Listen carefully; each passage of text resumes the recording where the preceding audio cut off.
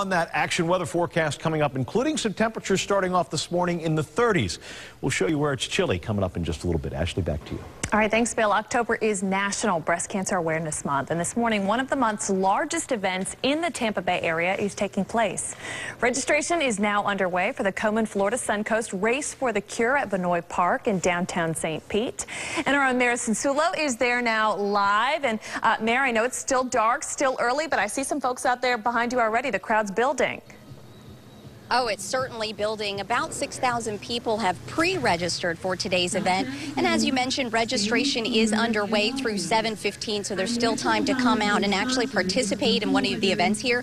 But even if you don't want to do a race or a walk, we could still use your support. There are events happening through 10 a.m. here at Meredyth Park. We are here for the Komen Race for the Cure. It's in its 14th year, and in those 14 years, $14 million has been raised for breast cancer education programs, and most importantly, a voucher program that provides free mammograms for women. 75% of the funds raised in these local races stays right here. This is a really important cause for the woman I'm about to introduce you to. Her name is Joyce Frustasi. She is a team leader here, the Pink Army team, and a breast cancer survivor. Yes, I am. This is my 5th year.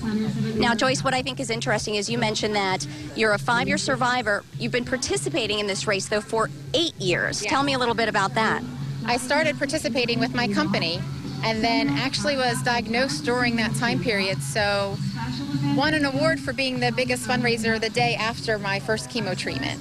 That's amazing, but you have such a support team behind you at your place of business. How big is your team that's going to be joining you here today? Well, my business is only 2, but my team is 43, so it's great. It's friends, neighbors, it's everybody. There are multiple events here today, a 5K, 10K kids race. You have folks participating in all of those events, but the most important, I think, is the Survivor March, and you're going to be participating in that. Tell me a little bit about that event. I will do the Survivor March. This is the 3rd year I will do it. In the beginning, it's kind of rough to do it. It's putting yourself out there, I think, to admit that you are a survivor and that you've gone through all of this that you didn't really expect to go through. And when I finally did do that, now I can't imagine not doing the Survivor March. It's just an amazing feeling. Thanks, Joyce. And everybody can come out here and cheer Joyce on that Survivor March at 7:40. And we'll have another live update coming up in about an hour. Guys, back to you. Meredyth, thank you very much. You know, it's a first for St. Petersburg today. The increasingly popular dragon boat races that have been going on in Tampa for years now will take to the water in Bayboro Harbor in downtown St. Pete by the USF campus. Tampa Bay Times outdoor critic Terry Tomlin shows us what the races are all about. We're out here at the University of South Florida, St. Petersburg on Bayboro Harbor for the Dragon Boat crew races today. We're going to train with Team Coconut Inn, and they're going to give us the inside scoop on how to paddle one of these massive boats. Paddles Up St. Pete Festival will feature everything from paddle boards to kayaks.